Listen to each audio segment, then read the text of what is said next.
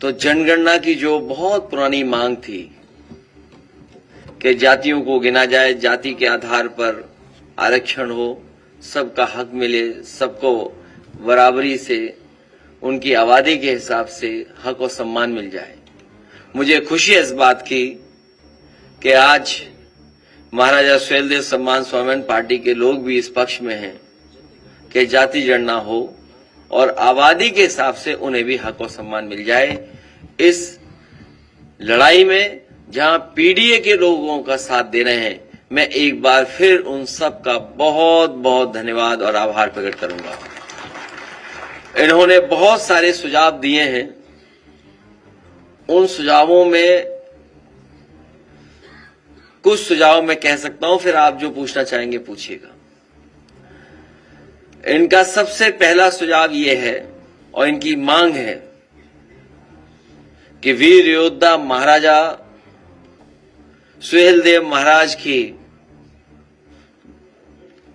कोई प्रतिमा यहां पर राजधानी में सबसे महत्वपूर्ण जगह लगे। मैंने इनके समाज के लोगों को आश्वासन दिया है कि समाजवादी सरकार बनेगी तो यही देश का सबसे सुंदर रिवर फ्रंट है, इसी पर महाराजा सुहेलदेव जी की प्रतिमा लगवाने का काम हम समाजवादी लोग करेंगे। प्रतिमा के साथ साथ उनका शौर्य, उनकी बहादुरी, जिस तरह के वो योद्धा थे, जो उनके हाथ में तलवार होगी, वो तलवार भी सोने के साथ चमकती हुई दिखाई देगी। वो अगर अष्ट धातु या सोने को मिलाकर के बनानी पड़ेगी तो महाराजा सुहेलदेव जी की तलवार यहां पर चमकेगी, राजधानी में रिवर फ्रंट पर, जो सबसे सुंदर और सबसे कीमती जगह है। साथ ही में जो उन्होंने और सुझाव दिए, हम उनके सभी सुझावों पर अमल करेंगे और उनको साथ लेकर के हम लोग आगे बढ़ेंगे। जिस तरीके से इनके समाज ने और इनके साथ साथ पीडीए समाज ने हमें लोकसभा में और पिछले विधानसभा में जो सहयोग और समर्थन दिया था, हमें उम्मीद है कि आने वाले समय में जब 2027 में हम लोग चुनाव लड़ने जा रहे हैं, इनके समाज का पूरा समर्थन हम समाजवादियों के साथ होगा। बहुत बहुत धन्यवाद।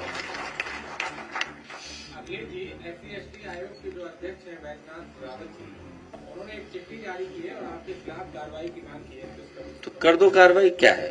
और मैं वहाँ पर रिपोर्टिंग करने गया तो सैकड़ों दलित जो उनके पास अपनी समस्याओं को लेकर आते हैं, लेकिन उनकी समस्याओं का निस्तारण किसी प्रकार से नहीं होता है और किराया भत्ता भी लगता है। तो आप इस पर क्या कहेंगे कि आपकी अगर सरकार आती है तो जो दलित परिवार जो दूर दराज से आते हैं उनके किराए भत्ते को लेकर के और उनकी समस्याओं को लेकर। बहुत अच्छा सुझाव दिया हमारे साथी ने। हालांकि जो पहली बात जो कही तो वो मुझे लगा कि हमारे ही खिलाफ है। खैर, ये सच्चाई है कि हमारे गरीब को न्याय नहीं मिल रहा है।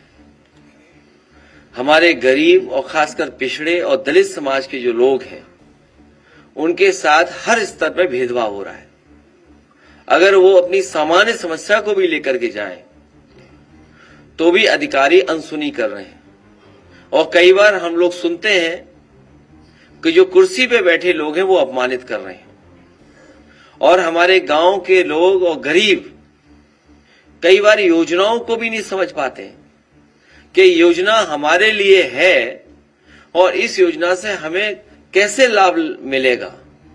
उसके लिए भी कई बार वो राजधानी लखनऊ तक आते हैं। मैं अपने तमाम दलित भाइयों को, पिछड़ी जाति के, गांव के गरीबों को भरोसा दिलाना चाहता हूं कि जिस तरीके से फोन करने पर गांव में एम्बुलेंस आती थी, फोन करने पर आपकी पुलिस आपकी मदद करने के लिए इंतजाम किया था, इसी तरह फोन करने पर आपको जानवर नहीं ले जाना था अस्पताल, बल्कि जानवर वाले अस्पताल वाले डॉक्टर आपके गांव आकर के इलाज करते थे। तो तमाम जो योजनाएं हैं, लाभकारी योजनाएं, जिसमें घर मकान हो, न्याय के लिए हो, आपको मुख्यालय अधिकारी के पास नहीं भागना पड़ेगा, अधिकारी आपके पास आकर के सुनवाई करेगा और आपको क्योंकि वही हो सकता है और सरकार मिलकर के तोड़वा रही हो, सरकार मिलकर के तोड़वा रही है। आयोग की जिम्मेदारी है ऐसे लोगों पे कार्रवाई करें, ऐसे लोगों की सूचना पुलिस को दें जिससे ऐसे लोगों के खिलाफ कार्रवाई हो सके। लेकिन जब सरकार के इशारे पे ही सब काम होगा और सरकार के लोग ही अपमानित करेंगे तो कार्रवाई किस पे होगी?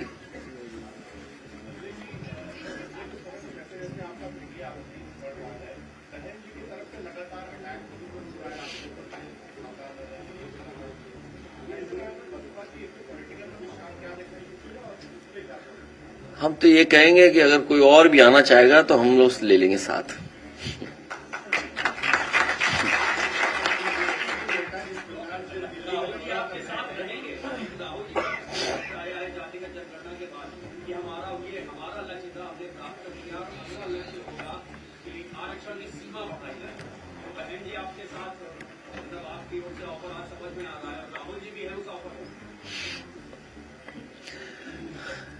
न पहले हम उलझे थे, न अभी कोई फंसा सकता हम लोगों को। इंडिया गठबंधन आगे बढ़ेगा।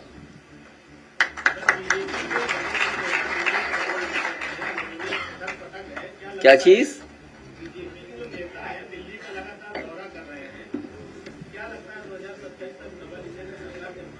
नहीं, तुम गलत सवाल पूछ रहे हो। तुम्हें ये सवाल पूछना चाहिए कि उत्तर प्रदेश में भी क्या हम लोग एक जिला कोई नागपुर बना दें?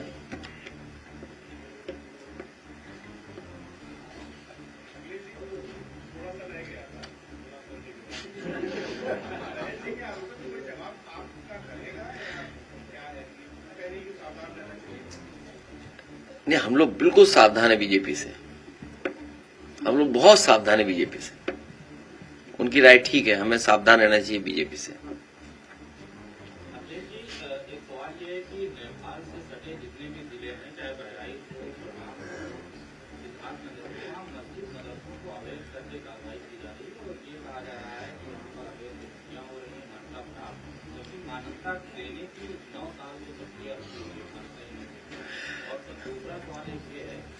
तमाम शहरों में सर सड़क के ऊपर सड़क बनाए जा रहे हैं, सड़क हो रही है, डिवाइडर को तोड़ करके भी गुस्सा कर रहे हैं। ऐसे में बरसात के मौसम में लोगों के घरों में पानी भर जा रहा है और क्योंकि राजस्व का भी बड़ा नुकसान होता है। तो ये सड़क बनाने की कोई प्रक्रिया होती है या गुस्सा करके इसको निर्माण बनाते हैं? पहला सवाल बहुत सीरियस है और बहुत महत्वपूर्ण है, क्योंकि जिस तरह का सरकार का व्यवहार है, जो आसमान में तलवार घुमाए उन पे कोई कार्रवाई नहीं, वो जान को मारने की धमकी दें उसके लिए कोई कार्रवाई नहीं। अगर हम पीड़ित दुखी परिवारों से मिलना चाहें, राजीव सुमन जी हमारे जा रहे थे मिलने, आप मिलने नहीं देना चाहते हो। और जब से कम्युनल पॉलिटिक्स को खत्म किया है समाजवादियों ने और इंडिया गठबंधन से, और जिस तरह का भारतीय जनता पार्टी का लगातार वोट का ग्राफ नीचे जा रहा है, उससे वो घबराए हुए हैं। वो अपने समर्थकों को, कट्टर समर्थकों को एकजुट रखने के लिए कभी मदरसों पे कार्रवाई, कभी माइनॉरिटीज पे कार्रवाई, कभी वक्फ बिल लाना, ये जो नफरत की राजनीति वो अपने वोट को संभालने के लिए कर रहे हैं। नक्शा पास है कि नहीं है, ये पुलिस का काम नहीं है। आखिरकार बनने किसने दिया, बन कैसे गया? अगर नक्शा पास नहीं है तो एक व्यवस्था है कि वो नक्शा पास कराएंगे, कंपाउंडिंग है, बहुत सारे तरीके हैं। लेकिन क्योंकि उन्हें चिन्हित किए हैं, मैं आपसे कह रहा हूं कि सबसे ज्यादा इलीगल हाउसेस अगर किसी के तो भारतीय जनता पार्टी के इलीगल हाउसेस, और इलीगल कंस्ट्रक्शन अगर किसी ने किया, जमीनें सबसे ज्यादा रजिस्ट्रियां किसने कराई? भारतीय जनता पार्टी के लोगों ने। आप देखिए कि अधिकारी का ईमान देखिए, एक अधिकारी का ईमान कितना अच्छा, हमने तो अखबार में पढ़ा कि उसने अपने नाम पर एक भी फ्लैट नहीं रखा। एक अधिकारी लापता है, अंडरग्राउंड है, वो मुख्यमंत्री आवास में है। तो ये जो कम्युनल पॉलिटिक्स खत्म हुई है, समाजवादियों ने और पीडीए ने कम्युनल पॉलिटिक्स खत्म की, इसलिए ये जानबूझ करके अन्याय कर रहे हैं। दूसरा सवाल जो आपने कहा कि सड़क के ऊपर सड़क ये भ्रष्टाचार का रास्ता है, ये जो अर्बन प्लानिंग है, ये भारतीय जनता पार्टी के लोग जानबूझ करके पैसा कमाने के लिए बस सड़क के ऊपर सड़क बना दे रहे हैं। पानी कहां जाएगा पता नहीं, लेकिन हमें ये पता है कि अभी एक पत्रकार वार्ता में एक बड़े चैनल के उसमें मैं गया था, मैंने उनसे रिक्वेस्ट की है कि एक फ्लोटिंग शिखर सम्मेलन करिए। गोरखपुर से अच्छी जगह कोई नहीं हो सकती। महीना 2 महीने बाद पानी भर जाएगा, तो उसमें फ्लोटिंग शिखर सम्मेलन बड़ा अच्छा होगा।